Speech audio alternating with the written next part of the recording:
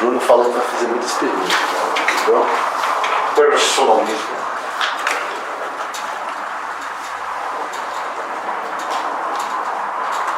Vai causar, digamos assim, tem uma tendência também, se quer uma corrente. Mas aí chegaram os dois. Guilherme? Ô Guilherme, claro, Conheço. já veio várias vezes aqui. Claro, hein? Cafezinho, Guilherme. Bela Camila, que é igual a minha. é igual a do Henrique, você viu? Eu avisei para ele antes, eles algo, então vamos investir igual. Não, é verdade. Sim, aí, Guilherme. Abre aí, abre a roda agora. Isso. E a aula Fefelete, enquanto na roda, né? Muito bem, então tínhamos visto que o personalismo é uma tendência geral, nem sequer uma corrente. No começo, dentro isso vai ter uma importância especial dentro do pensamento católico do começo do século. A primeira metade do século XX, você pode distinguir três correntes principais. Guilherme. O chamado neotomismo propriamente dito, ou neotomismo padrãozão, né? Que vai tender um pouco a ler São Tomás com o viés de Francisco Soares, isto é, vai levantar, vai enxergar a natureza humana meio como um monobloco, por assim dizer. Né? No caso típico é o Garrido Lagrange, etc. Uma certa caricatura, mas é interessante para entender. Henrique, eu acho que eu não assisti essa aula. O que você quer dizer com enxergar a natureza humana como um monobloco? Então já chegamos a isso. Tem a natureza humana, Tá. ou seja, se é concebido, está resolvido. Né? E a partir daí, você só tem que, você é uma natureza em potencial, né? Esse potencial tem que ser preenchido gradativamente, né? Até que você a desenvolve no seu grau máximo. Sim? Isso, em termos de relacionamento com Deus, relação com a graça, o que isso implica?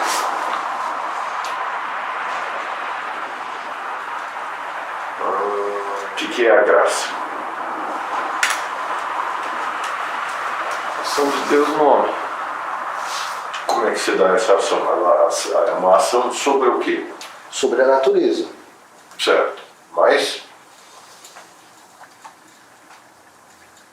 Ela teria que ter uma natureza muito boa, assim, para poder trabalhar em cima dela. então, você precisa deixar a natureza no melhor estado possível, perfeito? Para que ela consiga levar a natureza humana.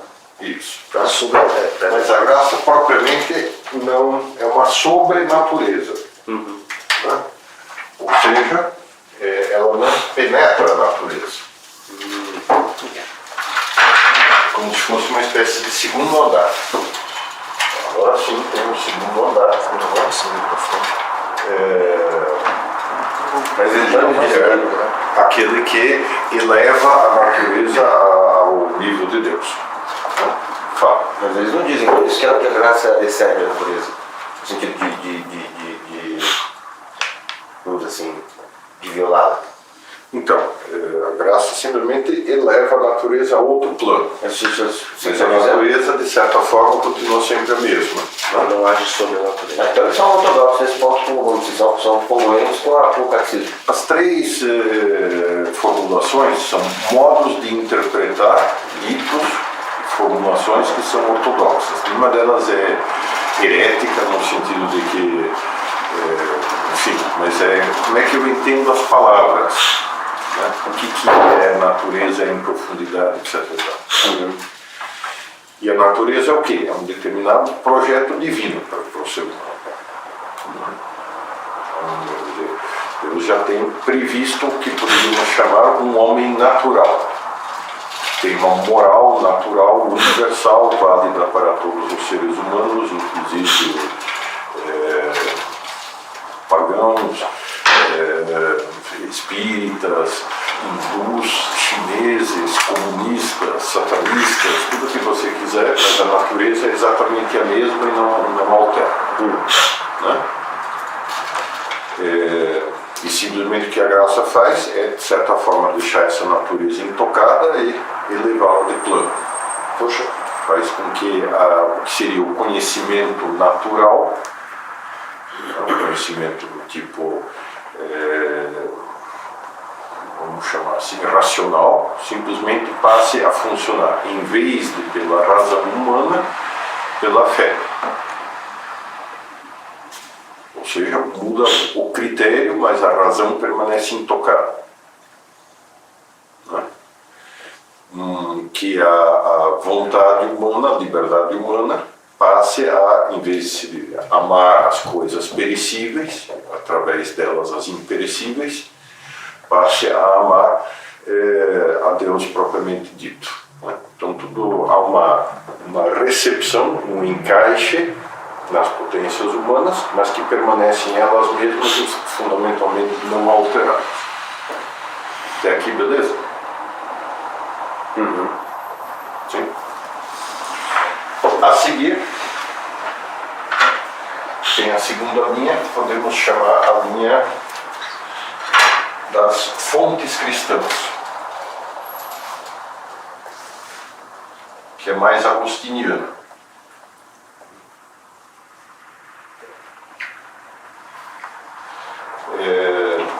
Que vai ter como nomes o Hans von Balthasar, o Henri de Lubac e Companhia Limitada, que são teólogos irmãos que, num primeiro momento, foram olhados com dúvida e desconfiança, mas que depois foram reabilitados todos. Né? Você sabe me dizer mais algum nome? O próprio Ratzinger, o Yves Congar, Daniel Lu, né? Tem um monte de gente aí. É a linha que tem, digamos, está muito vinculada também aos franceses do grupo do Marroux e tal, que são estudiosos de história. Legal, e dentro do estudo de história vão pegar muitos padres da igreja, quer dizer, chama-se Fontes Cristãs, porque é uma linha que preconizou e editorou uma série, que é a série Fontes Cristãs, Sources Chrétiennes, editada pela editora Cerf, que fez um sucesso enorme, teve uma importância brutal na primeira metade do século. Esse movimento não foi tão forte na Alemanha? Foi menos forte na Alemanha, mas também tinha. Né? O neotomismo quadradinho é o alemão, sobretudo. Ah, é? O neotomismo quadradinho, que, digamos, além do Garrigou, vai ter também bastantes, os grandes moralistas alemães, por exemplo, são... Você sabe dizer alguns nomes? Só dá um pulo na sala aqui ao lado que a gente acha vários. Primeiro, por exemplo. Sabe se eles eram de Colônia? Claro, são na maior parte da região católica da Alemanha, né? Colônia, Frankfurt e Munique. Esse Well, esse cara, né? Então, como é que a Fontes Cristãs enxerga? Quer dizer, que a natureza humana como tal, né, não é fechada e monobloco. Quer dizer, que na verdade, se for só pela natureza, ela é, vamos chamar assim, né,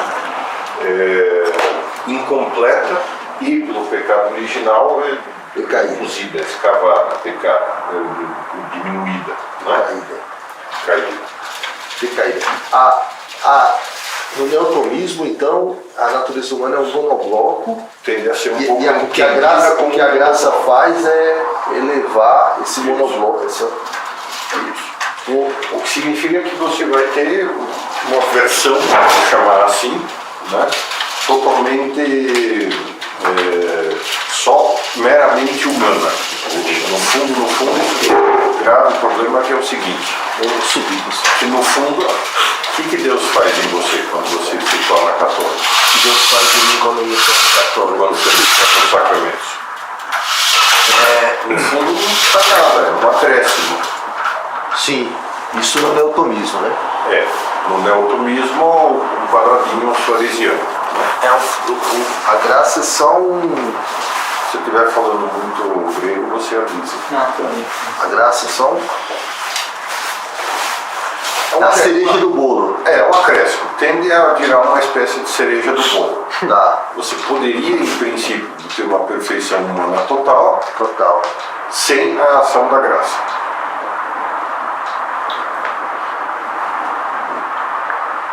Sim, agora que eu entendi. A minha pergunta é, no fundo eu acho o que eu penso, né? Estou partindo de uma realidade do que eu observo no dia a dia, uma dúvida que eu tenho realmente. É que, independente a graça está agindo em todas as pessoas. Sim. Perfeito.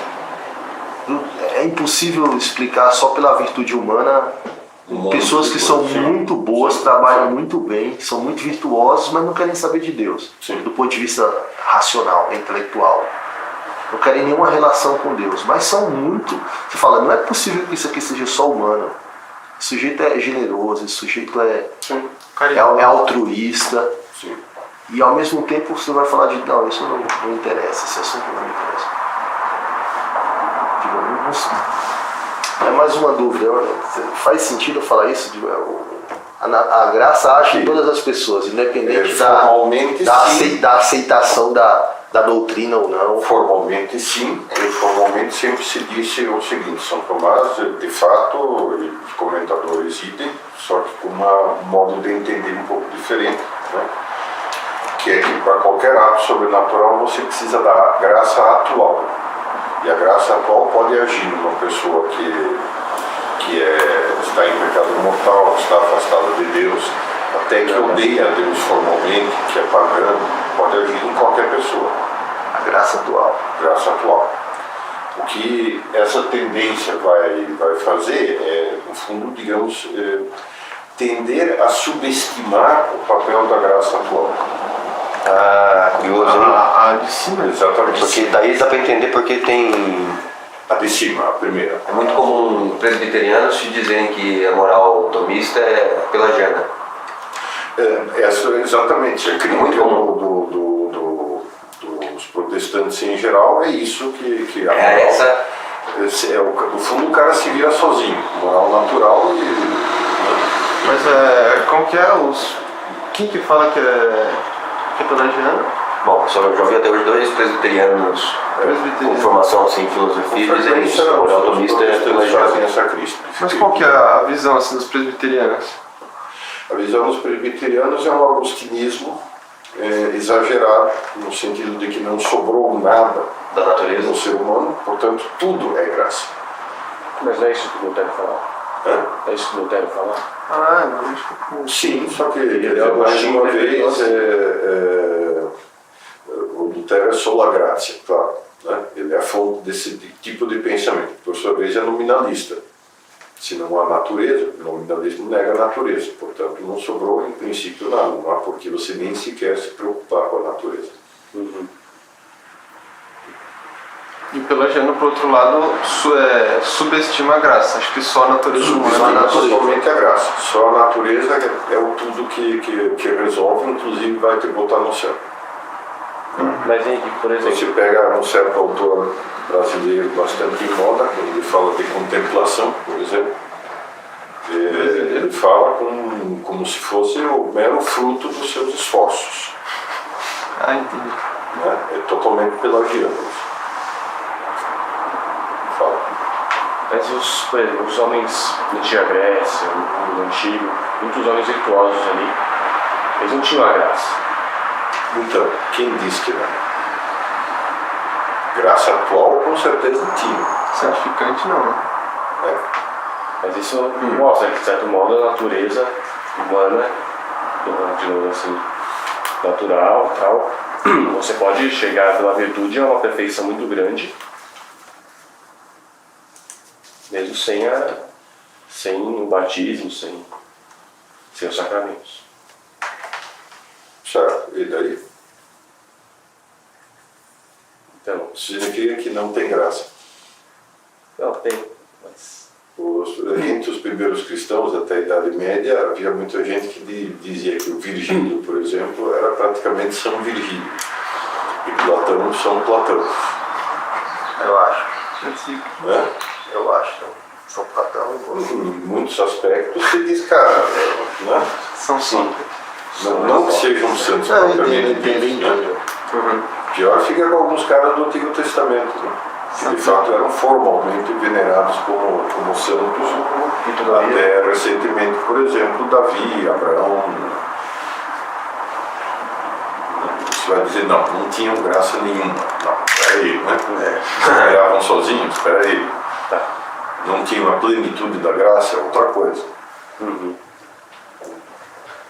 Mas então, a graça atual é uma graça para fazer um ato bom. Sim, mas quem diz que você não está metido dentro de uma cachoeira de graças atuais continuamente? Uma espécie de cataratas de Iguaçu de graça permanente. É como se cada vez que alguém fizesse uma ação boa, mesmo um ateu, mesmo sem saber, é Deus que faz isso. Tá, impulsiona ele. Claro, ajuda, impulsiona, anima, tá? Aí tem não somente nos aspectos exteriores, mas exame de Não só no consciência aspecto mesmo, né? exterior, isso, por dentro. De repente você vê, por exemplo, acontece, o cara tem um raio em cima dele, tem faz um exame de consciência lá do nada, Exato. e conversa, né? Exato. Pois é. As pessoas só se convertem pela graça que atua antes da conversão. Senão ninguém se converte. Exato. Além de. Exatamente. Nem os próprios apóstolos. O evangelismo é o extremo oposto do monergismo. É o extremo oposto do chamado quietismo molinista, que é a atitude de dizer, olha, a graça tem que fazer tudo por mim, não adianta que eu não posso fazer nada mesmo, tá? Então, né, eu fico aqui coçando e deixo que a graça atua. Sou molinista, Henrique? Molinista? Molina. É do Molina? É. É mesmo? Molina foi inclusive condenado por essa afirmação. Ah, é? É. Nossa. O que você está... É porque ele tem a polêmica lá dos mundos possíveis do Molina. Sim. Eu imagino que deve ter alguma coisa dele. Provavelmente tem. Eu não conheço suficientemente o Molina para poder fazer uma análise mais... Teve muito estudado hoje pelos presbiterianos. Muito, Estudado hoje pelos presbiterianos. claro, porque é essa linha. Tudo é graça. Tudo é graça. E você não precisa colaborar com a graça. Ela atua apesar de você. E você sabe que aí, só fecha o jogo aí, você pode falar a tese dele sobre os mundos possíveis, que teve implicações na época mesmo em teologia moral, foi, na época gerou uma polêmica enorme e o Papa da época permitiu que ela fosse selecionada oficialmente. Que a tese dele fosse selecionada oficialmente. Não, perfeito. Muito bem. Então o pessoal das fontes cristãs, como Santo Agostinho, não é que eles eliminem a natureza, né? Mas entendem a natureza como algo aberto e que, portanto, em que a graça vai atuar em profundidade, efetuando uma transformação real das potências. Certo? Não só o cara com a mesma inteligência que ele tinha antes, ele conhece as verdades da fé, não é que com a mesma inteligência que ele tinha antes, ele tem recebe o dom do Espírito Santo. Não, há uma elevação real, uma transformação real da inteligência, uma unificação da inteligência humana com a divina. Dá para entender isso? Sim. Né? É uma razão iluminada só, né? Não é uma razão diferente. Então, como é que você entende a palavra iluminar? Se você entender que o objeto continua o mesmo e o sol bate nele, né, e não efetua nenhuma transformação nele, então essa é a posição neotomista e não a posição das fontes cristãs. Faz uma transformação. Faz uma transformação. Esquenta, transforma, muda. Né? Um monte de coisas assim, de afirmações dos santos podem ser entendidas tanto num sentido quanto no outro. Então a diferença até certo ponto é sutil. Mas a diferença é que isso aqui implica o seguinte: a natureza ela não determina tudo. Não. O núcleo da natureza é que ela transforma o ser humano. A própria natureza humana consiste principalmente numa hipóstase, uma nova natureza pessoal, por assim dizer, entre aspas, porque falar de natureza aí é um problema, né? Mas a natureza humana fundamentalmente transforma o cara numa pessoa. Sim. A diferença é no macaco, mesmo que se tenha 94,6% dos genes iguais, essa natureza não admite uma abertura para o infinito, não admite uma pessoa. Ciência vagabunda. Né? Como é que é? Ciência vagabunda é essa que diz que o homem e o macaco, com proporção 96%, Não, 96,4% diria outro grande pensador, uma ciência que só encontra 3% de diferença entre o homem e o macaco é muito fácil.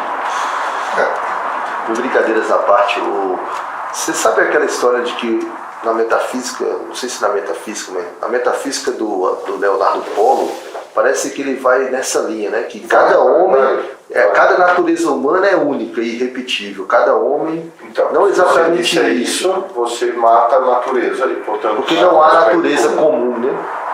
Exatamente. Como se, por exemplo, cada anjo esgota a sua espécie. Nesse sentido, são únicos e irrepetíveis. Exatamente. E qual é o problema disso? Não existe uma natureza angelical. Você vira, sim, e portanto também não existiria natureza humana, portanto Não existiria. você fica no... E cada ética teria que ser individual, cada ética teria que ser individual, cada ato bom teria que ser avaliado individualmente, porque cada homem é único. Daqui a pouco você vai chegar na política e você vai ter que criar uma tirania. E a tirania. Não faz sentido nenhum que cada homem seja Obviamente, quando se é assim, né? Cada A bem única seria... maneira de você unificar todo mundo é através da violência externa, da força. Sim, porque no fundo... Portanto, sim, antes disso não. O nominalismo é o império da lei. Porque no fundo não daria nem para falar de ações humanas comuns, porque não estão falando de homens, não existem homens, existem o Bruno, o Santini, o Henrique. Caramba, cara, agora que eu entendi, faz todo sentido, cara. O quê? Isso, cara. Explica isso. Não, é só pra zoar. Nossa, cara, é verdade. É verdade. É verdade. Eu nunca tinha entendido bem essa coisa do... Mas enfim, agora já Não, porque o Kant entendi. tem um texto dele sobre história, a ideia de uma história universal do ponto de vista cosmopolita, onde ele vai fazendo uma série de deduções até chegar à conclusão de que, bom, para ver vamos dizer assim, uma história moral, para você garantir um nível de moralidade, não perfeito, primeiro disso é impossível ser perfeito, mas um nível de moralidade suficiente para que se conclua em termos universais o que se chama de civilização, é necessário haver uma sociedade civil internacional, nesses termos, né? Que aí ela, vamos dizer assim, ela que assiste e que garante a validade assim, muito grosso modo, que garante a validade de normas, né, para que que garante as condições suficientes para que o homem possa agir moralmente, né, em escala universal. Só que o primeiro postulado é justamente, vamos dizer assim, uma premissa de fundo que não está aí, por isso que ele chega a fazer todas essas deduções, é porque não existe uma natureza para o Kant. Exatamente. Então você precisa de uma sociedade civil internacional para garantir isso. Exatamente, a norma Precisa de uma você norma. imposta e a norma sempre vem de fora do fulano, ou seja, é uma imposição. Por isso que depois vai ter todo o assunto, inclusive o Freud, né? Por exemplo, como é que é? O superego que assimila as normas sociais e fica lá se mordendo o resto da vida conosco. Porque, exatamente. Agora que eu me perdi um pouco, por que a gente começou a discutir esse tema das naturezas individuais dentro do conteúdo aqui? Qual foi a posição das fontes cristãs, que é a posição propriamente personalista? Há uma natureza comum. Há uma natureza comum, isso Mas afirma. o que essa natureza faz é dar origem, essa natureza está constituída, por assim dizer. A natureza da natureza humana é abrir cada pessoa ao infinito. Que a a natureza natureza humana constitui pessoas. constitui A pessoa. hipóstase objetiva constitui um monte de hipóstases subjetivas. Mas se estiver falando grego, que no caso é grego mesmo, diferente às vezes. Pode-se dizer então que é uma natureza comum, mas se cada pessoa desenvolve essa natureza de modo diferente? Perfeito, perfeito. E esse desenvolvimento é aberto para o infinito, não é um desenvolvimento que tem que atingir um nível padrão. Né? Não é um nível padrão, acabou. Né? Todas as pessoas perfeitas são iguais. O bem é igual para todo mundo, mas existem muitas possibilidades de mal. É uma afirmação que vocês devem ter ouvido muitas vezes. Como consiste dentro da TV. Né? Quer dizer, o caminho do bem é um só e os caminhos do mal são muitos. Que vai dar, por sua vez, na visão de que, no fundo, bondade é ser conformadinho, chatinho, né? Tudo padronizadinho, tudo certinho, e que é muito mais legal ser mal, né? Todos os caras interessantes devem estar no inferno, então quando eu chegar no inferno, aí sim você vai ter os caras lá, né? Os poetas, os malucos, Os né? poetas. Opa, Dante vai estar lá. Exato. Que é essa visão de que não, isso é um preenchimento padrão que você tem que atingir uma complementação padrão da natureza humana. É que eles veem o bem como, eu acho assim, como uma pessoa ordeira, assim, né? Então se você precisa ter ordem, você não pode assim, sair muito do padrão. É que é chato fazer. Agir bem seria chato, mais ou menos. Se fosse isso, né? O bem como Sim, ordem. você vai atingir o mesmo desenvolvimento que todos os outros, portanto vai ser aquela uniformidade. Né? Então, nessa visão monotonista, seria como se a pessoa honesta, as pessoas honestas são todas igualmente honestas, da mesma proporção, da mesma forma. Mas não. Ponto de caminho, né?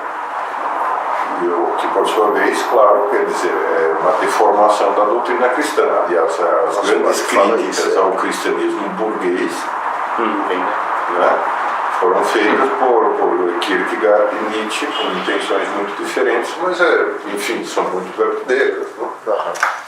Quer dizer, é uma deformação do cristianismo, isso de que tem que se conformar com o padrão e ser um cara certinho. Isso tem muito a ver com o Concílio Vaticano II, né? Porque Então, a origem não, mas no concílio o que prevaleceu foi essa visão e uma outra que depois tiveram seu tempo de peneiramento histórico, né? Porque assim, aí a identificação com Cristo vale para todos os estados, para todas as pessoas, para todos os tipos, todas as raças. Então, inclusive para quem assim, não tem muita possibilidade de ser católico, assim, né? Você pode, na sua medida... Sempre é preciso ver o seguinte, quer dizer, sempre calma, porque quase todas as afirmações podem ser entendidas de maneira diferente. Não é que os antigos não tenham tido essa visão. Aliás, os padres muitas vezes tinham mais do que os modernos.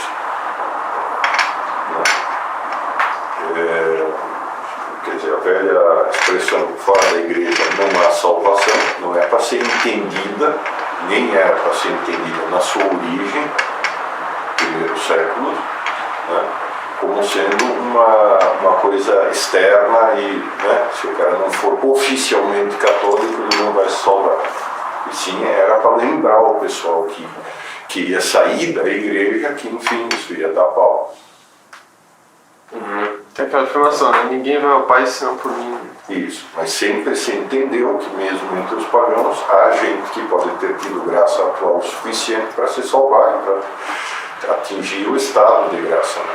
Batismo de desejo. Né? É o chamado batismo de desejo. Ou seja, sempre se entendeu isso, o problema é entender com mais profundidade. Leva muitos séculos para até se entender as coisas em profundidade.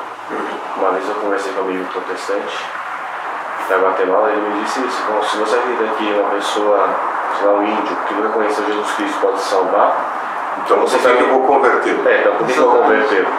É super complexo.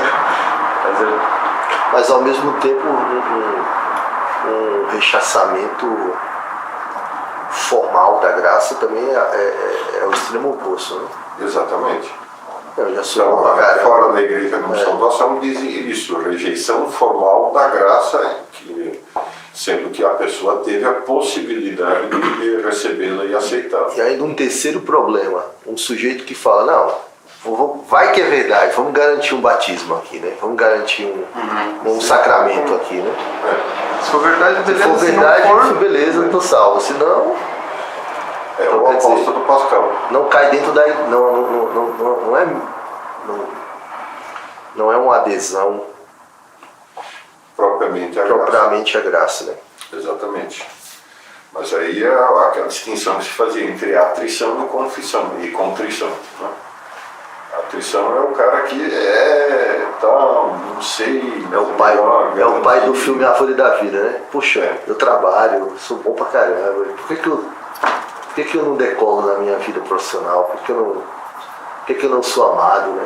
Eu vou à igreja, eu pago o dízimo, ele diz, né? E por que o meu vizinho é rico e eu não sou, né? Exatamente. Ou seja, estou andando na linha com Deus, né? Por que... E a contrição? Demora para a pessoa entender isso, na verdade. Né? Bom, e a terceira linha, a linha do Karl Rahner, tem uma linha própria, cara. que é o neotomismo kantiano. Tá chique esse curso.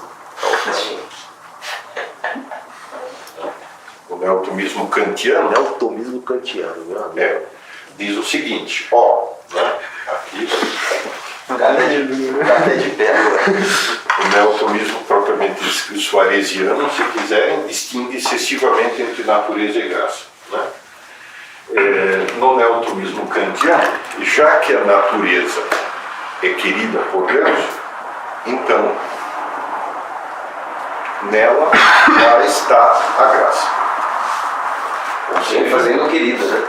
Hã? Vem fazendo querida. Aí você tem, no fundo, uma mistureba entre natureza e graça. Mistureba desordenada. Você tem uma totalidade que é natureza e graça simultaneamente. Significa que o pagão já está em graça. O índio já está em graça.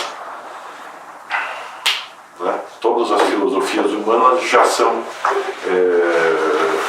igualmente verdadeiras. No fundo, a probabilidade de você chegar nessa conclusão é enorme. Né? Então você, no fundo, humaniza a graça totalmente. Humaniza a graça totalmente. Né? Diga. Só para tentar deixar, se for possível, deixar mais claro, é que tem um texto em particular dele que aí, no qual ele mostra assim, como se dá a sua filiação kantiana, é um texto sobre história, onde ele diz que a condição de possibilidade, o método transcendental, consiste em sempre fazer uma pergunta. A primeira pergunta é sempre sobre a condição de possibilidade de determinado fato. Então a condição de possibilidade da história, nesse texto, tem outros que ele faz abordagens sempre a partir do método transcendental, mas aí nesse texto é bem revelador, porque ele diz a condição de possibilidade da história é a graça. Isso. A condição de possibilidade da história é graça, né? Deus criador do mundo, a condição de possibilidade da criação do mundo é a graça de Deus. Então, vamos dizer assim, é como se aquilo depois ele não deduz disso, ele não dá um passo assim tão rápido nesse sentido, mas você percebe que depois, a partir dessa premissa, a conclusão vai ser, bom, então qualquer ação, tudo que nós possamos fazer já está assistido, já está assim dentro de uma teia da graça. O mundo já está permeado de graça, a criação toda está permeada de graça. Isso é a condição de possibilidade. Por exemplo, as seguintes conclusões que não ele, mas os discípulos dele tiraram. Primeiro, a missa não é propriamente um ato sobrenatural, mas é um ato sobrenatural na própria medida em que seja o ato de uma assembleia reunida em nome de Cristo. Não é Cristo quem realiza o sacrifício, e sim as pessoas lá que já são Cristo. Portanto, quer dizer, é preciso reformular toda a liturgia, não é mais sacerdote, e sim o presidente da Assembleia. Né? Não é mais. Os fiéis têm que participar, a sua participação ativa já é o oferecimento do sacrifício. O sacrifício é o sacrifício da Assembleia e não o sacrifício de Cristo. Né? Portanto, daí vem todo a banalização da liturgia. Outra consequência que se tirou, especialmente na América Latina, foi as estruturas, que são estruturas históricas, como demonstradas pelos sucessores de Kant, são estruturas injustas. Então eu preciso combatê-las. E todo combate a elas se faz por meio de uma filosofia humana que se mostrou eficaz na prática. Estamos nos anos 60. Né? A filosofia eficaz na prática era ainda o marxismo. Né? Então é preciso usar a luta de classes marxista para promover a renovação social. Não, mas calma aí, eficaz na prática, marxismo? Ainda é. Década de 60 de Revolução Cubana. Década de 60 a Rússia inteira é marxista. Não, pô, mas começou do A jeito que China Marx não inteira é tinha. marxista. Sim. Né? Revolução Cubana, acabou de acontecer. Exatamente. Agora, mais que marxista, né? Pô, mas já tinha dado errado em todos esses países, cara. Mas o Não, errado do ponto de vista marxista não é mas esse. é que, O errado do ponto de vista marxista tá dando certo. Tá Bom, chegando a uma internacional, a uma Exatamente. internacionalização da sociedade comunista. Esse é o objetivo, não é a moralidade cristã burguesa. Putz, é Resumindo o que, conceito de moral burguesa deles. é que muita coisa que o Marx previu aconteceu exatamente o contrário nesses três Isso países. ficou claro na década de 90, não na década de 60. Meu amigo. Demorou muito. Não, mas isso de que o desenvolvimento do marxismo foi a revelia das teorias de Marx, isso de Exatamente. fato está certo. Porque Sim, o próprio Lenin perfeito. dizia, não, o marxismo é o que eu entendo de marxismo. Nesse Exatamente. sentido, o Lenin dizia, o marxismo verdadeiro é o que eu Mas interpreto como marxismo. é óbvio. Isso até por uma necessidade interna do próprio Marx. Verdade é aquilo que está a serviço da revolução. Verdade é o que nós construímos. Então, depende de quem arrogue a si o papel de construir o futuro, esse é o que está com a verdade. Outra consequência disso foi a hipervalorização do Antigo Testamento, que já foi considerado tão verdadeiramente palavra de Deus quanto o Novo. Já não há mais uma distinção suficiente entre os dois.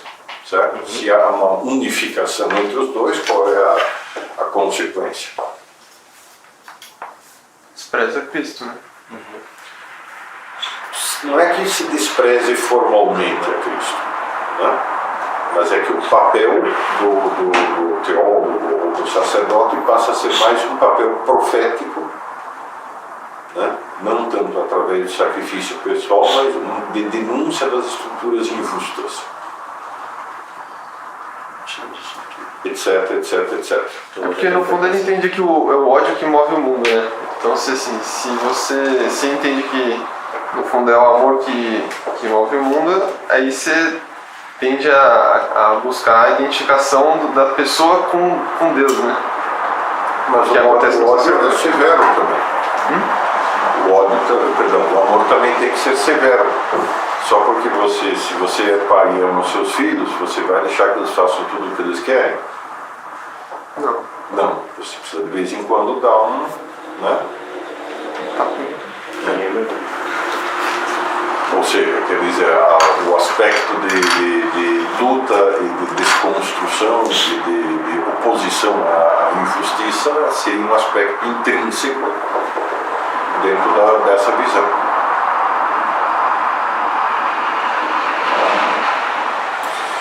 Muito bom. Fala. Não, só acentuar como esse pessoal, os discípulos de Handel, né? Não ele, mas os discípulos de Handel tem toda uma hermenêutica própria da Bíblia, do Evangelho. Isso. E um modo especial de considerar a história e portanto, a igreja, né? Isso. A partir, sobretudo, daquela frase, estarei convosco todos os dias, e o modo de interpretação do Apocalipse. Exatamente. O Apocalipse Já vai ser estaríamos vivendo já a plenitude da graça. Exatamente. Estaríamos caminhando necessariamente para isso já agora. Isso. Estaríamos vivendo vamos dizer assim, a parousia, né? A gente viu todas as filosofias pós-kantianas dão toda uma valoração da cultura, o papel da cultura, o papel na formação humana. No fundo, quer dizer, praticamente a natureza se dissolveu, ou seja, a natureza humana se dissolveu. Você é feito pelas influências que você recebeu. É marxismo. Não, isso é Marxismo não é só o marxismo, quer dizer, Hegel é um pressuposto de toda a intelectualidade moderna das mais diversas correntes. Não é especialmente marxista isso. O capitalismo vai usar isso. Se o homem é só construção, a gente pode construir homens novos para um mundo novo, perfeito, Claro, e acabou. exatamente. Só que Isso. Se dizer. Não, só para dizer que a riqueza, vamos dizer, nesse período, a riqueza dessas interpretações sobre a história, para resolver o problema, que vai ser fundamental depois para o desenvolvimento do método histórico, mas em particular, a riqueza é tão grande que você chega a ter até, vamos dizer assim, valorizações da tradição e, portanto, até um conservadorismo político. Sim. Em virtude disso, né? Para deixar claro assim, que não é exatamente tudo marxista, assim, né? Que aí você tem uma valorização uma valorização da própria tradição por alguns intérpretes, né? Que no fundo a tradição é o a critério. única coisa que sustenta você, porque não há uma natureza para estabelecer limites. Então a única coisa que estabelece limites para a pessoa é a tradição. E, como diz o Kierkegaard, a liberdade absoluta deixa a pessoa angustiada, joga a pessoa no desespero. Se você tem, né? Isso dá para entender da maneira até mais simples possível. Você vai no supermercado, quer comprar um sabonete e tem lá 80 marcas de sabonete. Né? E o que se compra? Nenhum, né? Não, talvez se compre até, mas fica sempre angustiado. Mas o outro, será que não era melhor? Na relação preço, custo-benefício, será que de fato eu peguei a melhor opção? Não há melhor opção em última análise. Então, né? Quer dizer, a subjetividade fica uma espécie de geleia, assim, né? Que não sabe mais para onde ir. falta um critério. Boa parte, exatamente. Como a natureza não fornece mais critério, o único critério, antes que era a lei, agora não tem nem sequer mais a lei para se orientar, então fica uma tradição. Aí o cara vira tradicionalista, apegado à tradição, porque a tradição é o tudo. A tradição não pode ser criticada, vira quase muçulmano. Você não pode sequer olhar feio né? Não pode tender a interpretar nada, porque... Sempre me pareceu que isso tudo era um tema meio de insegurança mesmo. O sujeito tem medo de se confrontar com... Nesse sentido, a análise do Kierkegaard me parece quase imelhorável. Assim. Aliás, o Chesterton diz isso também, na introdução à ortodoxia. Você pega um monte de crianças numa ilha, cercada por muros, uma ilha de... Né, a ilha aqui...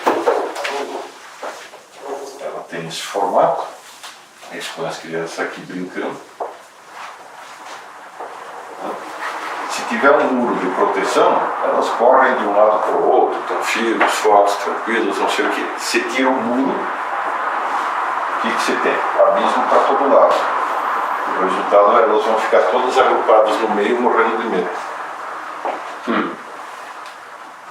Que é exatamente isso. O excesso de liberdade deixa a pessoa uma insegurança absoluta. Quando você está num campo assim aberto, super aberto, você fica dá medo, né? Dá medo, especialmente se tiver perigos possíveis, e há perigos possíveis aqui.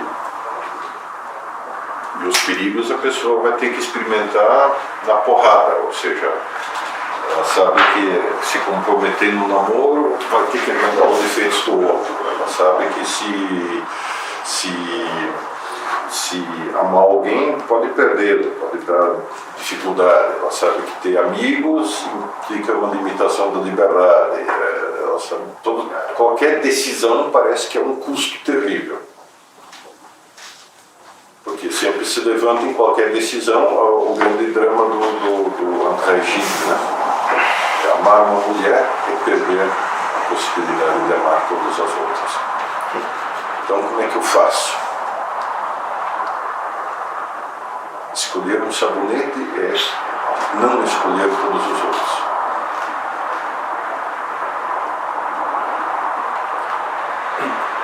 Muito bem. E só uma última coisinha, é que tem muita coisa assim que às vezes a gente... tem toda essa discussão ali, todo esse tema, é a ponto de partida para inúmeras teorias que depois vão vir no século XX, como por exemplo, a própria, isso aí muita gente não se dá conta. Todo o problema dessa ênfase na decisão particular, porque não existe você não consegue fundamentar uma moral comum, né? Então você dá ênfase no indivíduo. Essa tese, esse é um postulado subjacente, por exemplo, àquilo que vai se tornar a escola austríaca de economia, que são postulados filosóficos, todos eles advêm de uma formação filosófica. E, por outro lado, nessa mesma tentativa de encontrar o fundamento comum da moralidade, nessa mesma época, o desenvolvimento das histórias nacionais, a ideia de espírito do povo, toda a quantidade que você vê de historiadores preocupados em fazer uma história nacional do seu país, né, para tentar achar então qual que é a tradição, qual que é o fio condutor da nossa história, aquilo que pode dar um fundamento para o direito, A identidade. e Autodeterminação dos povos também. exato. Enfim, é isso aí. O Wilson, Keynes e todos eles.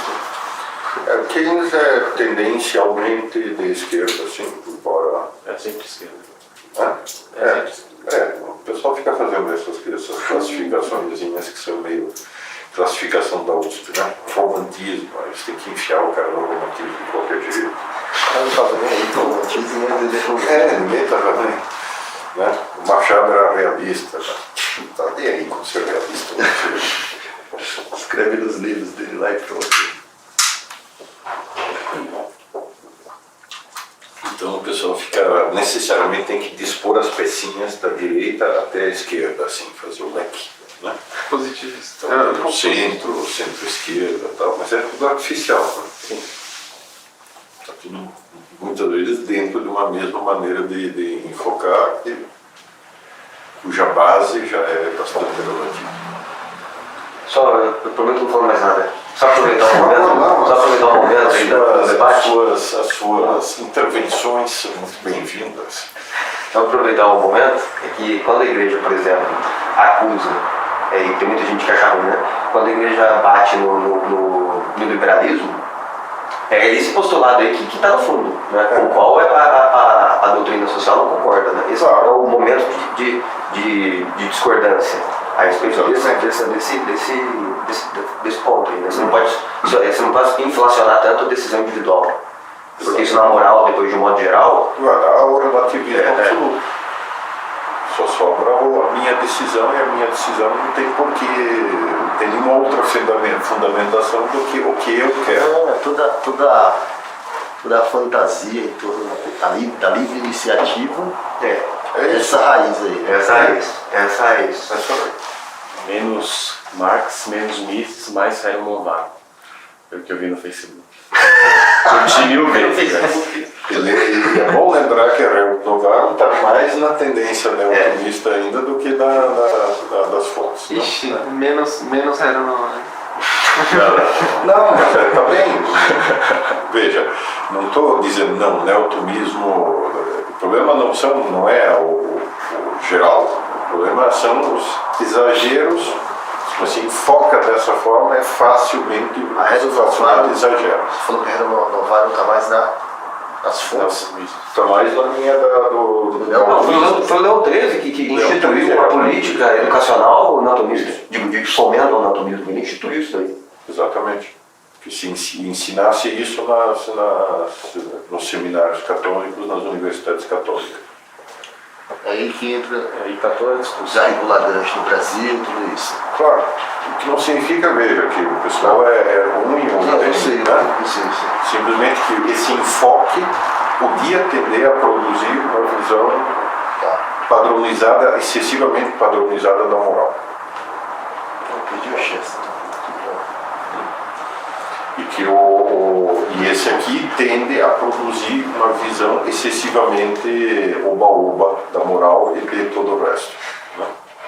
Se está tudo justificado também, no fundo, como dizia um certo bispo, numa reunião de missionários, né? O índio é que tem a religião verdadeira. Né? E aí a missionária, lá, amigo da família, velho franciscano, disse: bom, então que porra nós estamos fazendo aqui? Por que eu saí da Holanda? Por que eu saí da Holanda? Você casa comigo. Quer dizer, é óbvio. E também está por trás de toda a valorização das outras religiões como caminhos absolutos para a verdade e tal. Não é para dizer que elas são más, mas que elas podem dar origem a absurdos sempre que puder. Né?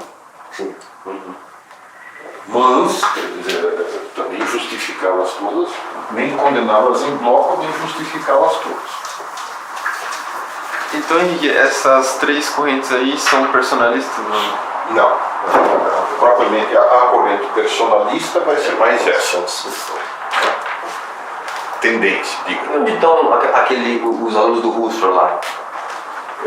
Os alunos do Russo Estão espertos por isso aí. Exato. Né? Mas fundamentalmente vão tender a ficar nessa faixa aqui. Certo. Hoje, o Robert Feynman está onde? O Spemann claramente está mais perto daqui. Ah, é? É. Tá.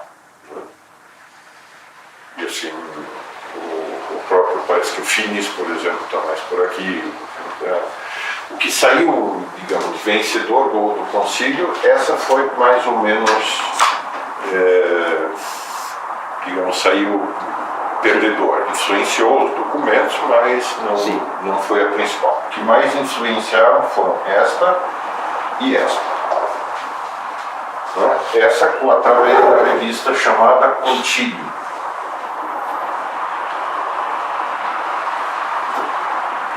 Que apareceram todo o besteirol, digamos, pós-concílio, sobretudo devido a essa linha. Né?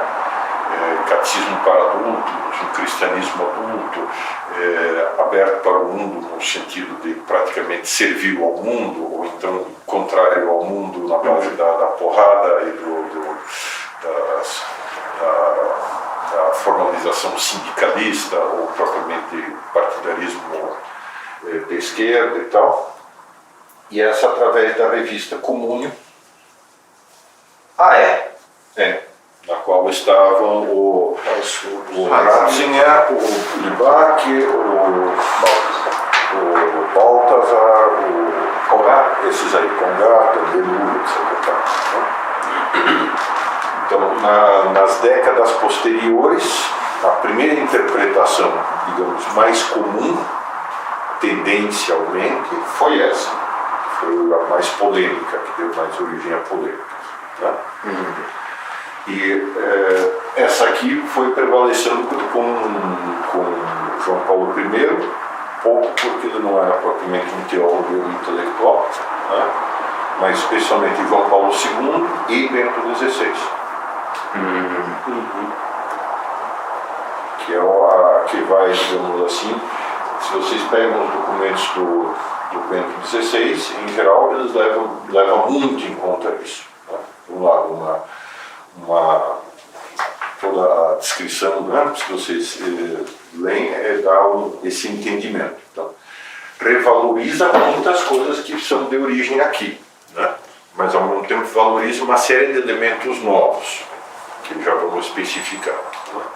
Diga. Então, no começo você disse que as três visões elas são ortodoxas.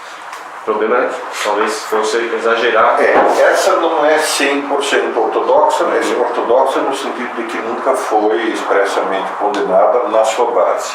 mas ela deu origem a um monte de imposições que tiveram que ser condenadas concretamente. Teologia da libertação. Exatamente. Mesmo assim, foi feito com muito cuidado. Quer dizer, dentro dos 16, como muito longe de ser o Panzer Cardenal, o cardeal Panzer, na Sagrada Congregação para a Doutrina da Fé, o que ele fazia era conversar muito com o pessoal mais exaltado. E sempre argumentar, quer dizer, apostava de uma maneira impressionante na dignidade, na liberdade do interlocutor. Ouvia o cara, não saía primeiro falando, né? Então, e as condenações sempre foram, se possível, as mais leves que desse. Por exemplo, o nosso Leonardo Boff só lhe retiraram a licença de ensinar. E isso depois de ele ter ido lá falar umas 5, 6 vezes, tá? E se mostrar absolutamente indisponível para ouvir fosse o que fosse. Né? Então jamais uma entrevista com o do Araguaia, que chamava o Casaldade, que era um dos mais vermelhos aí, né? Em que se falaram com isso, né? O senhor foi várias vezes chamado a Roma para conversar com o cardeal Ratzinger e tal, né? E alguma vez ele levantou a voz, ele diz, não, ele nunca levanta a voz, mas ele levanta as palavras. Ou seja, falava com uma clareza total. Agora, respeitava que a pessoa tinha que se converter sozinha, tinha que chegar a ela. O Luiz Boff foi exatamente isso. Cara, que tiveram que retirar a licença de ensinar no primeiro momento, mas que ele começou a pensar e tal, e chegou à conclusão de que ele estava errado. Verdade. Pois é. Mas o Leonardo Boff, ele ainda exerce o ministério? O Leonardo não. O Leonardo fugiu com a secretária, né? Agora o Clodovis sim. O Clodovis está ensinando lá no seminário dos Servitas em Curitiba e na PUC de lá. Perfeito. Então, quer dizer,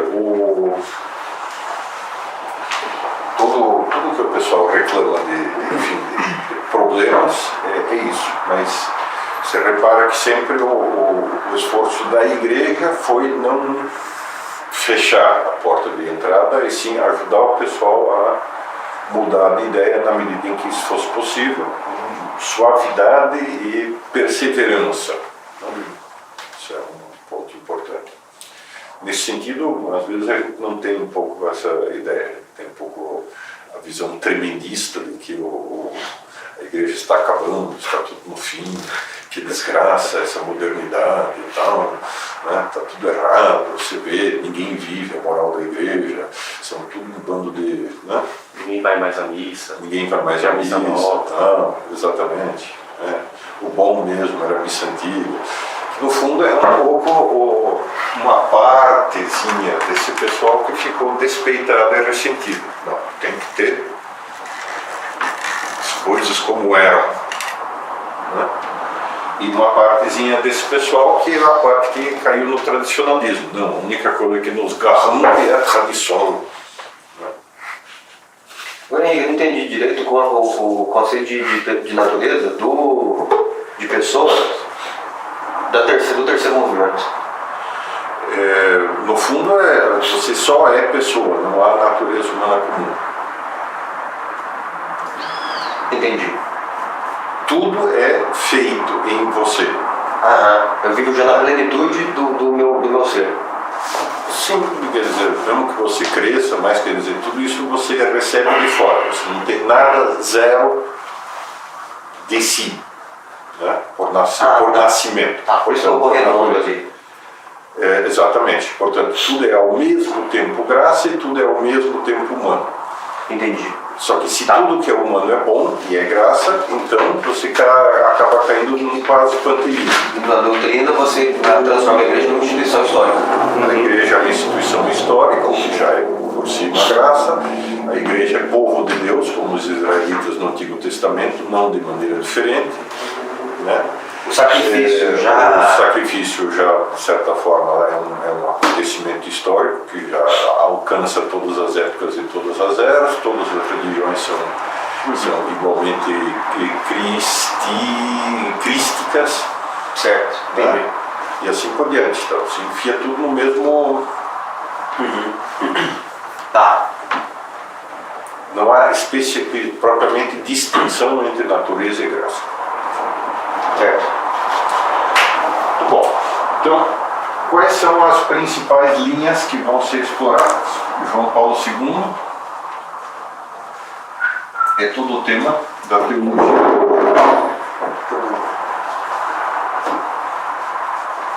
que implica o quê?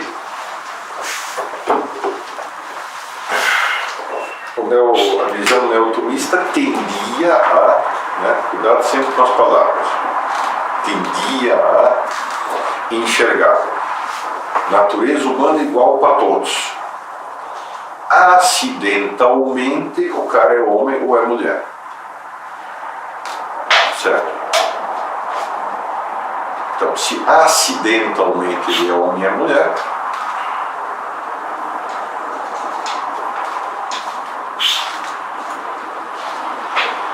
Quer dizer que o sexo não é, então, um elemento integrante tão importante da natureza humana. O sexo é um pouco assim, né? Fazer o quê? Entendi. Poxa, isso é curioso, hein? Nossa, curiosíssimo. O sexo, enfim, uma espécie de Caramba! disfunção necessária. Tipo, para digerir você tem que levar em conta que de vez em quando você vai ter umas diarreias. É uma mera função biológica, né? É uma mera função biológica secundária. Isso é muito interessante. Muito interessante. E, evidentemente, quer dizer, isso vai tender a padronizar a moral sexual na linha que foi muito ressentida pela modernidade, que é a linha de que a moral sexual é isto e acabou. Né? Castidade. Homossexualismo é contra a natureza. Como o cara se está mexendo com uma coisa que no cara é muito profunda, quer dizer, praticamente é toda a capacidade de amar dele que está em jogo. E como a modernidade insistiu muito na liberdade, e agora se está numa espécie de clinch, assim, que aparentemente não tinha solução dentro desse esquema. Não podia dizer que está certo que é um autor em particular só, mas não é para generalizar o movimento por conta de um. Mas você pega um autor que escreveu tanto como Maritain, por exemplo, que de tudo, até de economia, moral, relações econômicas e tal, ética, até disso ele escreve, direito internacional, mas de sexo não fala em nenhum momento, quer dizer, trabalha todos os pontos da ética, mas você não vê nada de sexo, quer dizer, tira isso aqui, é como se assim, isso aqui não merece ser tratado, né? Isso também, digamos, teve a outra visão, que é ruim, né? Que é a visão, então, por um lado você tem o pessoal que diz, não, isso aí não é um tema importante, deixa pra lá. Né? E com 5 regras a gente resolve o assunto. Né? E você tem em contrapartida, você tem o pessoal que vai dizer, não, pelo contrário, isso é tudo. Daí toda a insistência moderníssima, atual, sobre o papel da sexualidade, que a sexualidade é o tudo da pessoa, né? Freud, o Eros, o movedor interior da pessoa, Marcuse, isso recebeu atenção por causa disso, né? Sim. A outra opção, aparentemente, era uma opção, né? O Bento XVI fala da doença católica. Qual seria? Que é justamente o pessoal que, em termos de moral, né, em família boa, o sexo é algo totalmente secundário. Então você tem o cara que fica oficialmente externamente ele é casto, pseudo-casto, né, não pode falar desses assuntos, é moralista, é o clássico moralista do tipo puritano. Né? Mas que como não trata bem, decentemente a sua sexualidade, o resultado é que ele vive em dois planos, é o clássico hipócrita, né? Puritano na aparência e depois últimas consequências disso foram uma coisa que no fundo se criou antes do concílio já, né? Que é uma certa neurose, uma certa, né? Que dá, por exemplo, no que a gente sabe de sacerdotes pederastas, mais do que pedófilos, pederastas, que por sua vez a imprensa, quando pega um caso desses, tem o seu dia de festa. Né? Então João Paulo II, com a teologia do corpo, repõe as coisas no seu lugar, dizendo o seguinte, ó, primeiro, a sexualidade, a natureza humana, ela de certa forma tem duas condições, a condição masculina e a condição feminina. Existe uma natureza que é totalmente não masculina ou totalmente não feminina. Não somos anjos. Não é uma concretização. Somos animais, macho e fêmea. Isso é querido por Deus. Isso retrata, de certa forma, o interior da própria Santíssima Trindade. Essa condição é uma condição sacra, não é uma condição, enfim, né? Uma limitação da natureza humana. É algo em si mesmo bom. Depois, sexualidade não implica, não está relacionada fundamentalmente com o ato sexual, mas com o modo de ser humano. Você tem um modo de ser masculino e um modo de ser feminino. Que, por sua vez, a tendência neotomista era um pouco de subestimar isso. Isso fazia com que, muitas vezes, o cara casasse achando que a mulher tinha que ser funcionar da mesma forma que ele, e a mulher achar que o marido tinha que funcionar do mesmo jeito que ela. Né? Isso é uma fonte infinita de problemas na vida matrimonial. Ai, mas por que você não é? Né? E os dois lados achando assim, mas é óbvio que é desse jeito. Não precisa nem explicar, não faz sentido. Ele devia entender que ai, se ela não fosse tão... Né? Então, o Paulo diz, ó, os dois são irredutivelmente diferentes. Não é para não ser diferente. Isso, em vez de ser um lamentável acidente da nossa condição biológica, é uma expressão da Santíssima Trindade. A diferença é espiritual, não meramente corporal. Né? Segundo, que a integridade da pessoa depende, portanto, dela aceitar essa sua condição. Nossa, isso aí para psicologia e para... Claro. O que nós estamos vendo são a consequência de pessoas que não aceitam a sua condição. Né? Quer dizer, por que precisamos, por que o cara tem que fazer operação transexual, por que ele fica tomando hormônio, por que ele não sei o quê? Porque ele não quer aceitar o fato de ele ser quem ele é. É um condicionamento, digamos, lamentável, e ele acha que é um condicionamento lamentável daquele que ele está submetido e que a sua liberdade implica que ele consiga transcender, mudar a sua sexualidade, né? Então tem que fazer passeata na Paulista, todas essas coisas. Essa visão da natureza como uma prisão, que tira a liberdade em vez de ser algo que justamente permite a sua liberdade, a sua felicidade. Mas é preciso reconhecer, por sua vez, que a primeira linha dava pé para essa crítica. Ou pelo menos tendia a dar pé para essa crítica.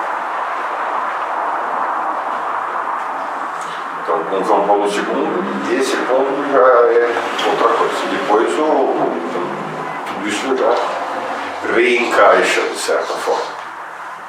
Essencial para a chamada integridade pessoal e depois para a possibilidade de entrega. Sexualidade é fundamental porque senão você tem muita dificuldade de entender a entrega de uma pessoa a outra.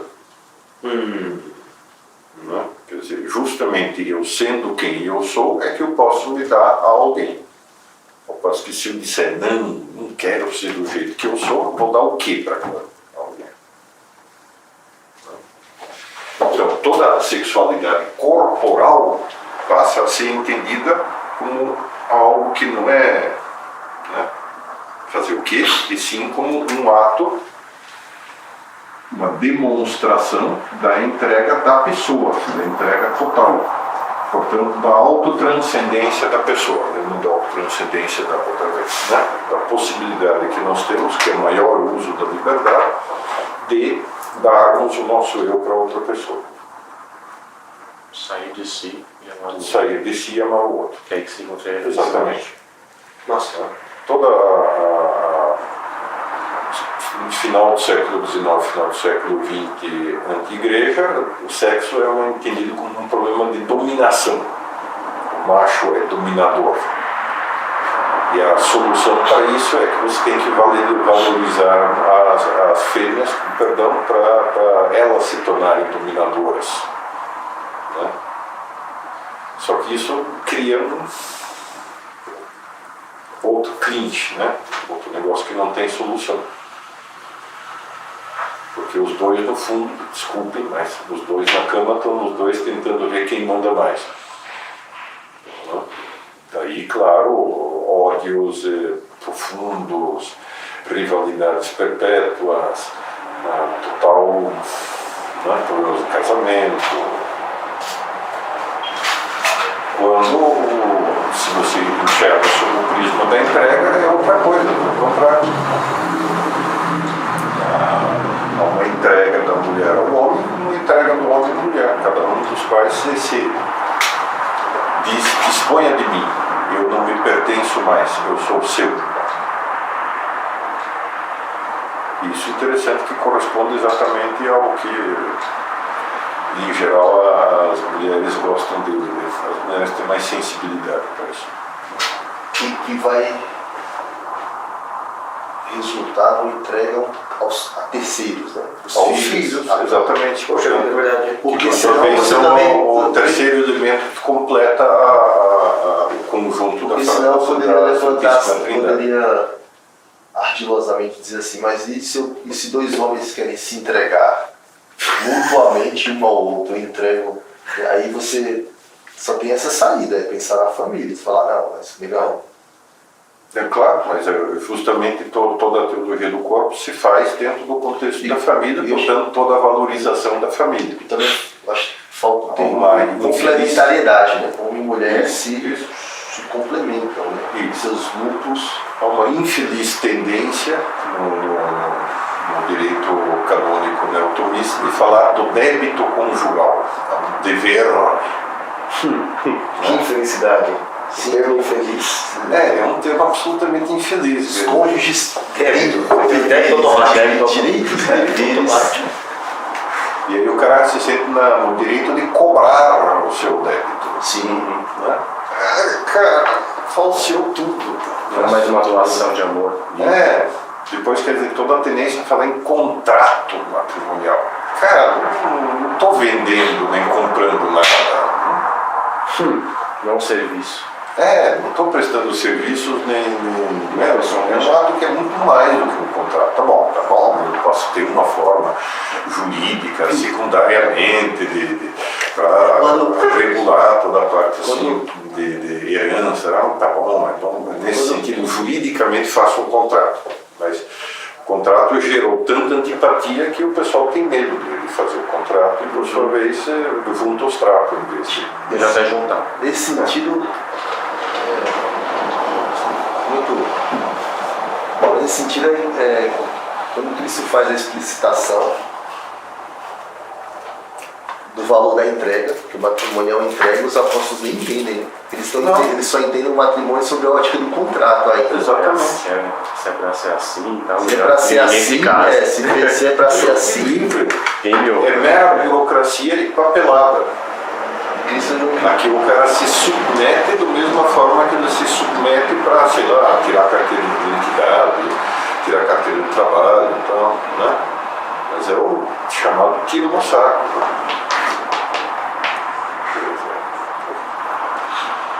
O bom mesmo seria o amor livre, não à toa, né? Olha, interessante. O que é verdade, quer dizer, o amor por definição é o ato mais livre da pessoa. Não, isso é legal. Nesse sentido, mas o problema é que se você opõe amor livre ao contrato, você arrebenta tudo. Caramba. Então, João Paulo II, desde 16, né? Faz todo sentido. Até Sem que a gente falar. PCO, PSOL. Eu não sei o que é. Faz sentido até que você não sabe? Não. O PCO tem um documento que chama o PSOL do Partido Pequeno Burguês, que tem uma agenda baseada somente em temas burgueses e pretende dar respostas burguesas. É porque são, se você for ver de fato, a agenda do PSOL hoje são agendas assim, subjetivistas e tal, e eu decido, então o Estado tem que né, Que me dá esse direito. me dar esse direito do sujeito ser quem ele é, assim, não importa o que ele quer, que se ele fizesse uma árvore, dá o direito para ele ser uma árvore, e ele tem o direito de protestar como árvore, e assim por diante. Sendo que o pessoal do PCO disse, não, existe uma moral, essa moral é a moral do proletariado, ela deve viger necessariamente, a gente tem que trabalhar de acordo com essa moral. Muitas vezes, quer dizer, falando assim, eu preciso de um universal, não é? O pessoal os marxistas precisam de um universal, e esse negócio de pessoal é pequeno burguês, Assim que eu me senti ofendido, minha subjetividade foi agredida, então eu preciso. Tanto assim que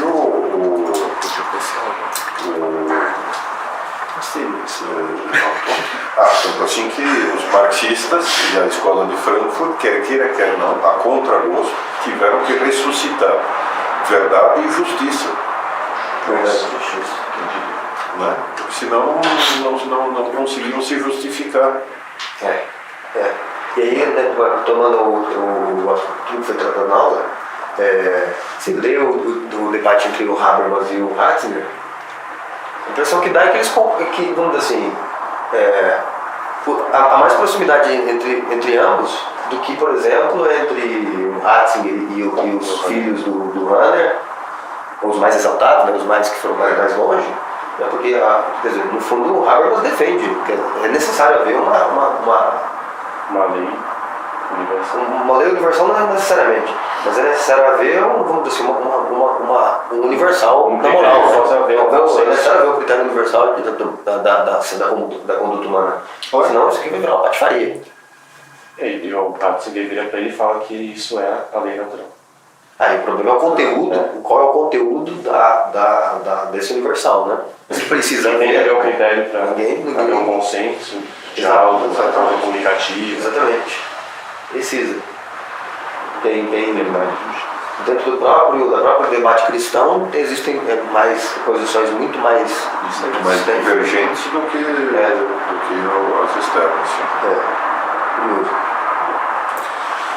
Bom, então, com Bento XVI passa uma pergunta importante. Primeiro, né,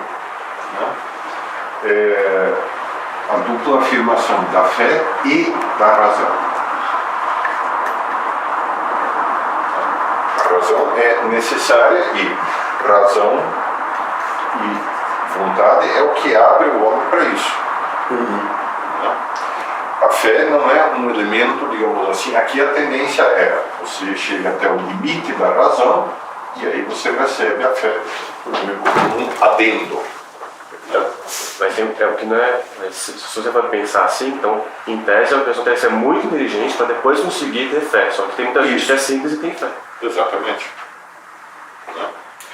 Então, a visão dele é, na verdade, as duas, expressa na Fides et Ratio, né?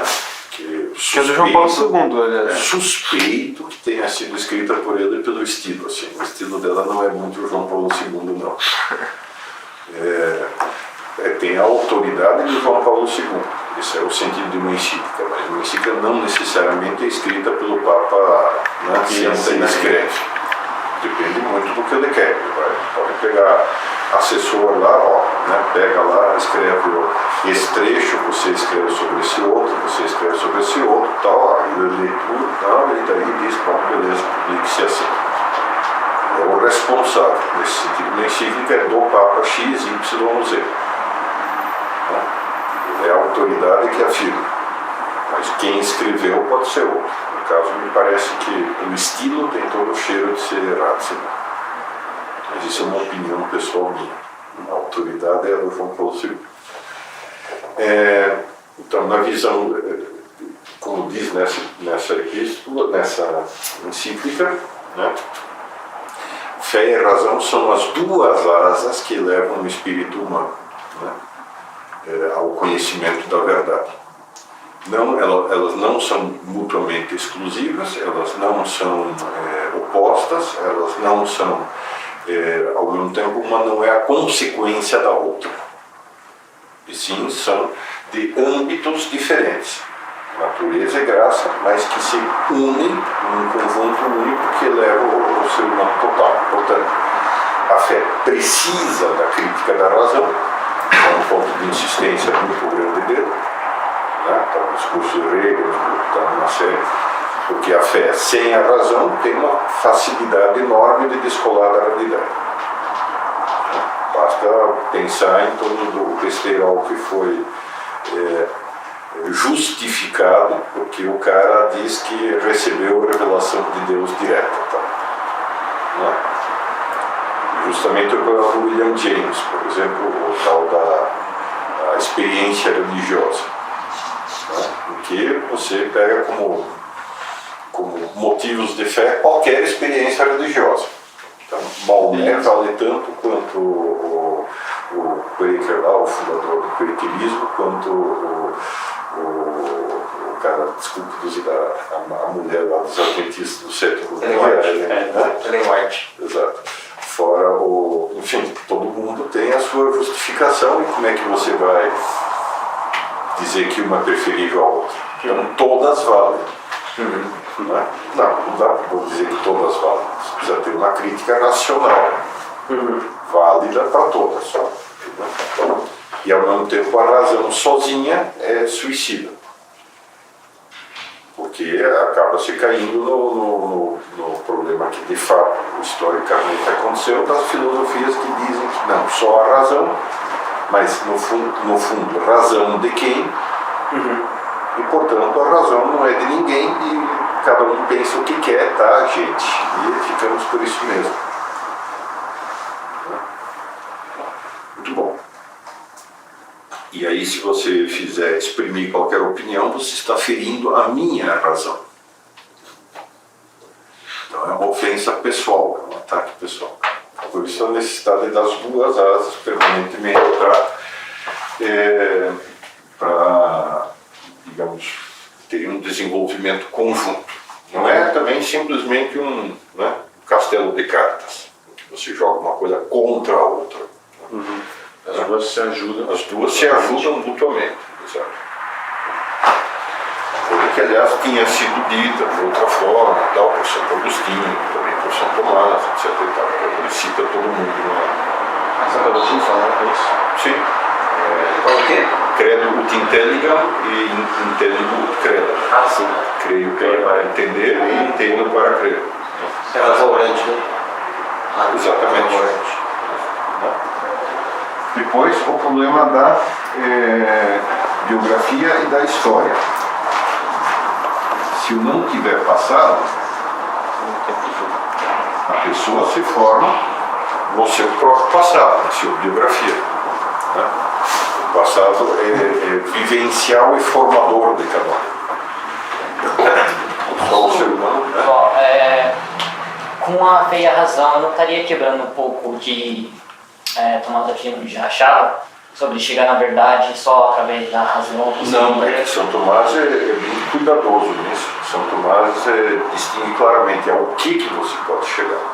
O que você pode chegar são só, por exemplo, você pode saber que Deus é, Os papas podem falar da existência de Deus de maneira racional, isso sim, existem argumentos, né?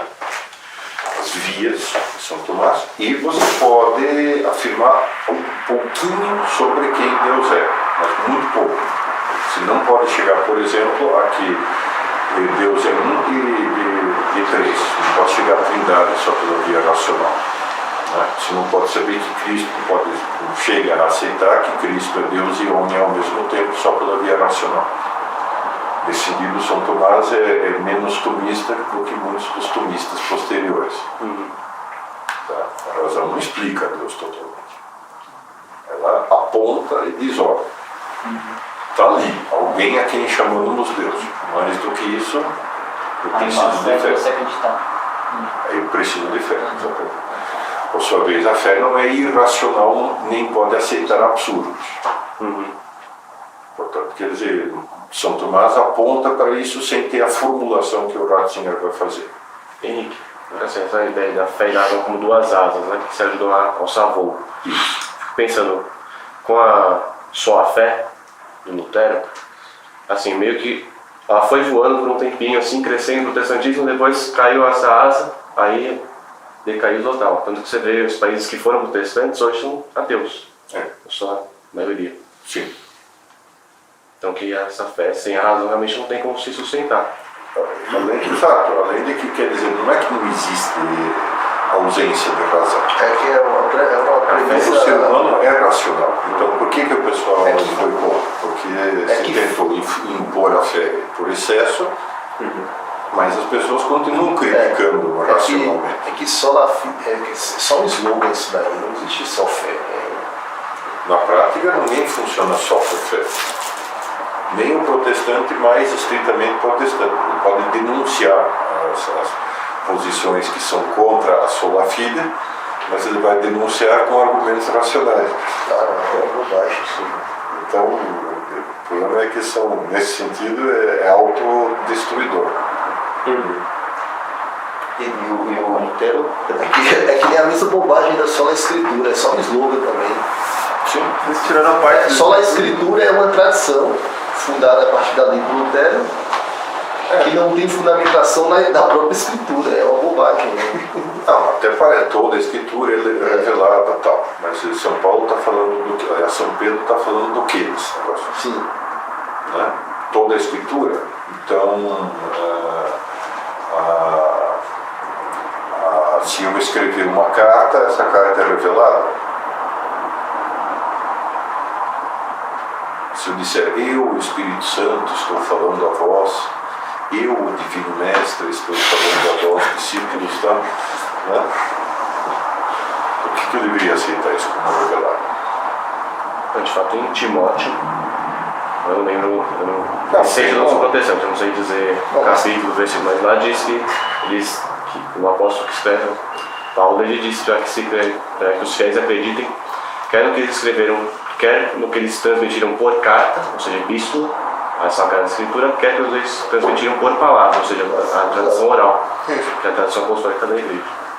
Então, agora, o problema é esse aqui. Quem sabe por que você sabe que as cartas de São Paulo são de São Paulo? tradição. Porque você confia na igreja. Você confia na igreja, exato. Ah, sim.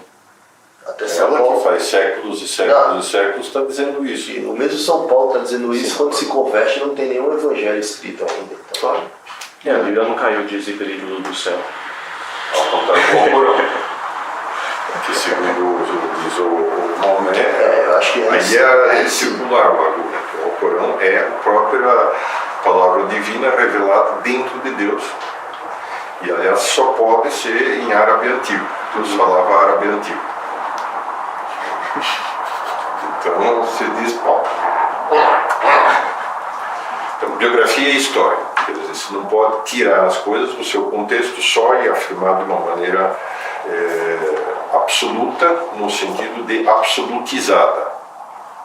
Você sempre tem dentro da igreja toda a história tradicional é extremamente importante. A revelação de Cristo se dá na história, num determinado momento. Não é que ela ela chega a todos os momentos da história, mas ela se dá num ponto concreto para uma época concreta. E a partir daí você tem que entendê-la e reentendê-la sempre a partir de todas as outras épocas, né? E no fundo, quer dizer, a revelação é um processo que continua em andamento. Que também isso está indicado já quando Cristo diz: eu vos darei o Espírito Santo e ele vos conduzirá à verdade plena.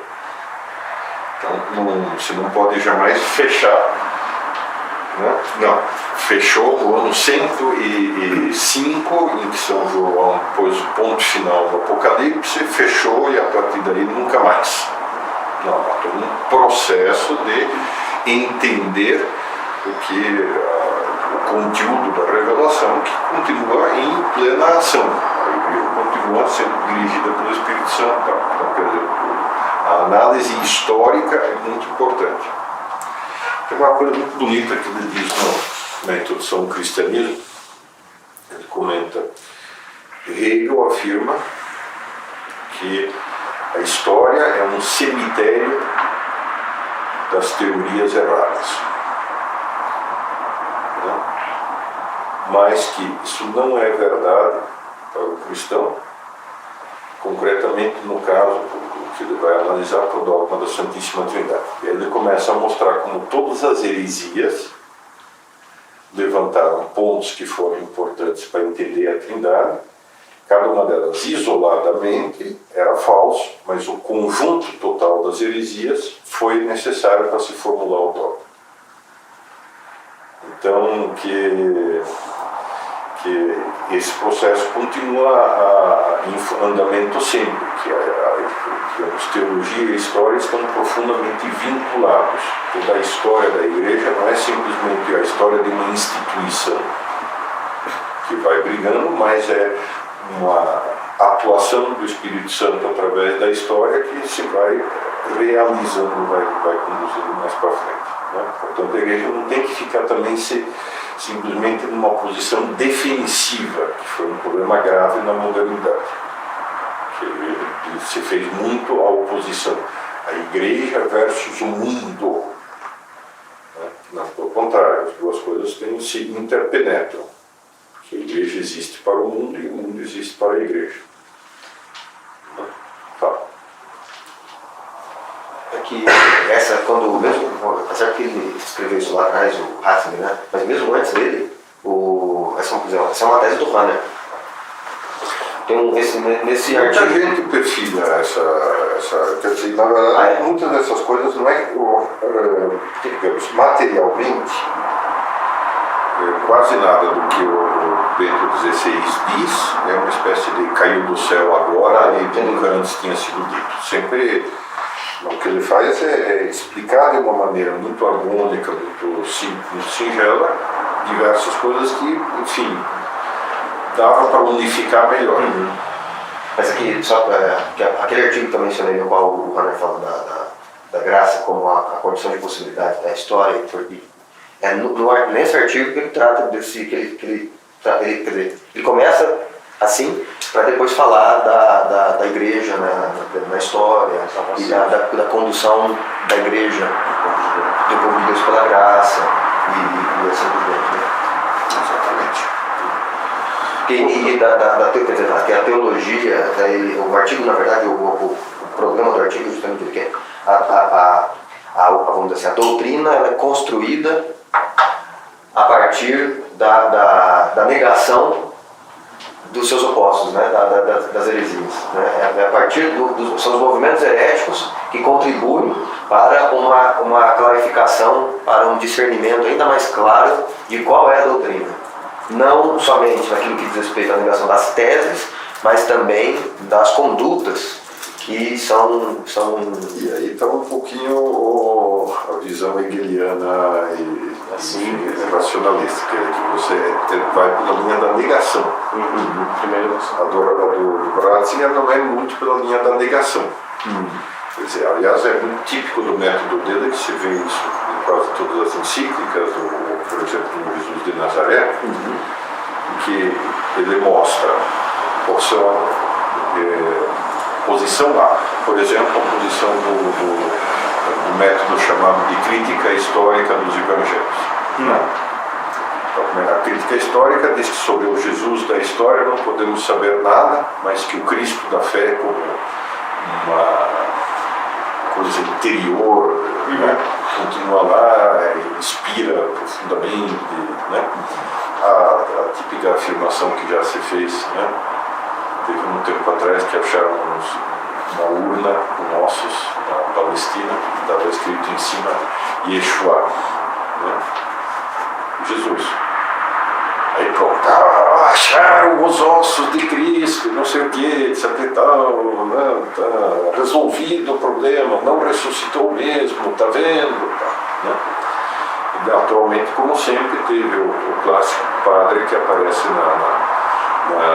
na mídia dizendo, não, olha, minha fé não seria alterada, né, se achassem os ossos de Cristo. Esses aí é pouco provável que sejam, mas enfim, mesmo que achassem, a minha fé não mudaria. Como não mudaria a sua besta? Paulo disse que se não ressuscitou, Exatamente, essa é a motivação, né? O que eu estou fazendo aqui nessa porra? Henrique, tem uma ali na orelha dessa coleção de história da igreja que a gente tem aqui, que quem escreveu a orelha fala no finalzinho, acho que é na era dos protestantes, número 7, 8, que tem uma passagem de São Paulo que cita lá, que ele fala, é preciso que haja hereges. Sim. Então é um pouco por isso, para determinar a fronteira, assim, né? Mas não é só por isso, quer dizer, não é pela negação das evidências. Né? O Ratzinger, como dito, é interessante, então ele mostra essa posição. Existe a outra posição, que é exatamente a contrária, a do literalismo na leitura da Sagrada Escritura. Né? Não, foi exatamente assim como se conta a Bíblia. Né? A visão fundamentalista. Exatamente. E aí, quer dizer, não é que ele fica dizendo não, né? Não, nos dois há um aspecto errado, mas os dois isoladamente conduzem a problemas. Então, como é que a gente pode fazer para unificar essas duas visões?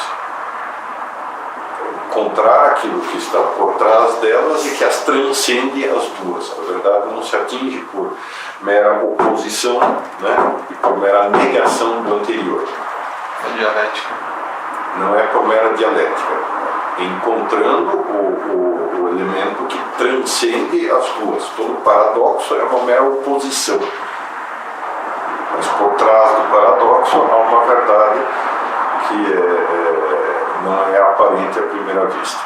Então, no caso que é preciso entender que os evangelhos não foram escritos como livros históricos com uma pretensão de literalidade, mas com a pretensão de transmitir a fé dentro de uma comunidade viva. Então, o que é interessante é tentar entender como essa mensagem foi transmitida e como se interpretou no primeiro momento aquilo que estava escrito. Repara que não é simples oposição, é transcender as duas, né? Agora, por sua vez, isso é um movimento histórico, não é? Quer dizer, se precisa que haja uma posição, precisa que haja outra. É não realista você achar que de fato vai haver uma interpretação estável e imexível ao longo dos séculos, mas que os dois contribuem para formar o terceiro. A ciência também caminha assim. Hã? A ciência também caminha assim. A própria ciência acaba sendo isso. Muito bom. Então, isso. Depois, todo o trabalho assim, que na relação com as outras religiões, ele levanta uma série de questões muito interessantes. Por exemplo, o budismo não é simplesmente uma religião que está fora do esquema cristão, né? Mas ao mesmo tempo ela não é alternativa ao esquema cristão. O budismo, por dizer alguma, né? Mas que, se você examina bem o budismo, ele no fundo conduz a pessoa até o limiar da fé. Ele faz o papel, se quiserem, nas 3 idades da vida interior. A primeira que havia da iluminativa, havia chamada iluminativa, purgativa, que a pessoa se limpa para conseguir receber a fé em plenitude, que muitas outras religiões, concretamente o budismo, levam a pessoa até a soleira da fé. E levantam todas as perguntas e todos os dramas que a pessoa tem no intermediário. O que é a posição das outras religiões, em vez de se defendida ou como elas são tão boas quanto o cristianismo, você segue qualquer linha que você quiser, ou a linha oposta, que é não, só o catolicismo, todo o resto é um bando de erros. Né? Não, as duas também se conversam bem. E assim por diante, quer dizer, tem quase todos os temas que ele trata tem essa atitude de fundo, por sua vez, ajuda sempre a dar o passo além. Né? Fala. Não sei se você colocou por esse motivo nessa ordem, mas o tratamento tanto do problema da história quanto desse problema das outras religiões, assim, no caso Ratzinger, são consequentes à consideração da relação entre fé e razão. E se você menospreza a razão, então é fácil você supor então que existe então um cânone aí que está assim, caiu do céu. Isso. O cânone da interpretação, né? Lá a doutrina, caiu um raio, ela apareceu. E também a desvalorização das outras religiões, absolutamente. Se você de fato considera uma harmonia entre fé e razão, bom, se você considera essa harmonia, parece ser natural admitir que racionalmente, pela razão natural, o homem tenha chegado a algumas ideias de Deus. Isso. E alguma moral e o fato de próxima da moral cristã. Exatamente. E o fato de ele colocar isso dentro da linha evolutiva da vida espiritual, normal, digamos assim, diz por um lado, quer dizer, pelo budismo eu não vou chegar à plenitude da revelação. Mas pelo budismo, sim senhor, eu posso ser preparado para receber a revelação. O que de fato muda e unifica todo o estudo de história das religiões, de religiões comparadas, que foi feito também entre o século XIX e XX. Né? Que deu exatamente origem às duas posições, ou uma condenação total ou uma hipervalorização. O pessoal também tradicionalista da unidade transcendental das religiões, que não Shuan, Capra, etc. Que no fundo se tornam panteístas anticristãos, né? Pretendendo que vão conseguir absorver o cristianismo dentro da sua visão. Nós com fome. Muito bom, encerramos. Alguma dúvida mais? Acho que o essencial do Ratzinger está pelo menos de alguma forma. Mas aí eu só não entendi. Você quis dizer com isso que ali, você não quis dizer que o João Paulo II está mais próximo do neoatomismo e que o Bento XVI das nações cristãs ali, né? Digo, aquele, eu não desenho, ele não tem nada a ver assim. Não, aqui é uma linha sequência, sequência. Depois, quer dizer, o evidente que o Ratzinger não é o único cara. Claro, da linha da Comúnio tem mais um monte de caras interessantes, mas provavelmente ele é o mais genial de todos. Isso eu acho que preciso reconhecer. Curioso, hein? Muito bom, senhores.